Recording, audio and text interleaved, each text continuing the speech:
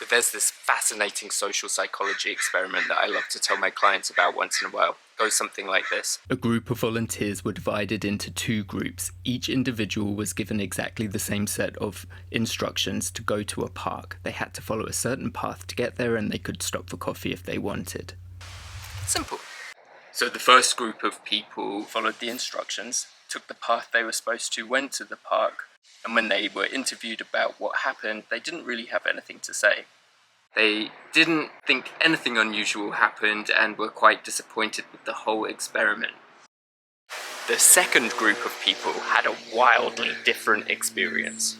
On the way to the park, following the path that they were told to take, they actually found some money on the floor. They picked it up, went to a coffee shop, bought a coffee, and started chatting to somebody in line with them. In the park, they had a different experience too. They started talking to people, and one of the people that they spoke to turned out to be a potential business lead.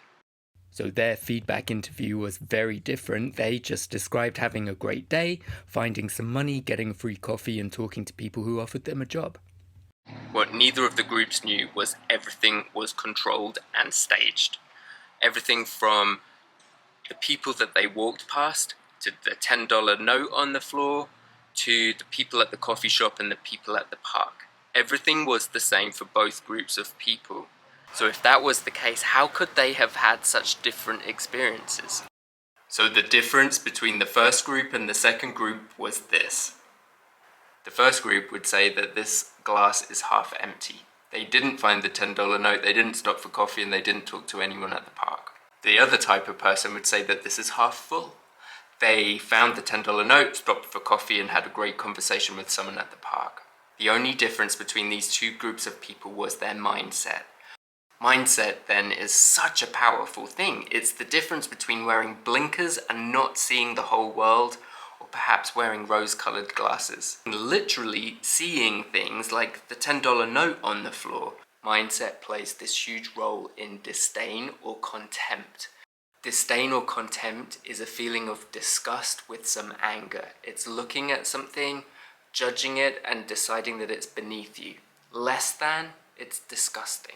If I see exhibits of either in a couple or a family I'm working with, it's a big red flag, and I know that I will have to work really hard to get this couple back on track. If somebody in a relationship has this feeling towards their partner, it's no wonder that they're coming to see me, right? This has gone way off track if you're having these intensely negative, hostile feelings towards someone we're supposed to care about. If you think of disdain as being a mindset, it would be more like the first group of people who missed out on all of the opportunities that the experiment offered.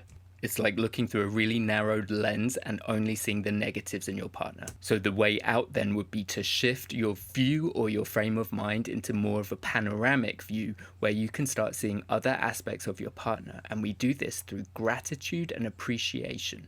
And how you get this shift in attitude reminded me of an intervention that I give families when the teenager or the kid is constantly seen as the bad guy.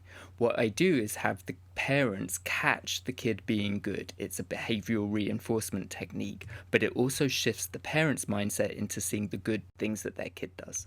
And a variation of this is when I have the parents write down the positive things on post-it notes. It just gives something a bit more tangible for the teenager to hold on to. Shifting your mindset away from disdain into gratitude just takes time and practice. It's as simple as finding something positive about your partner every day.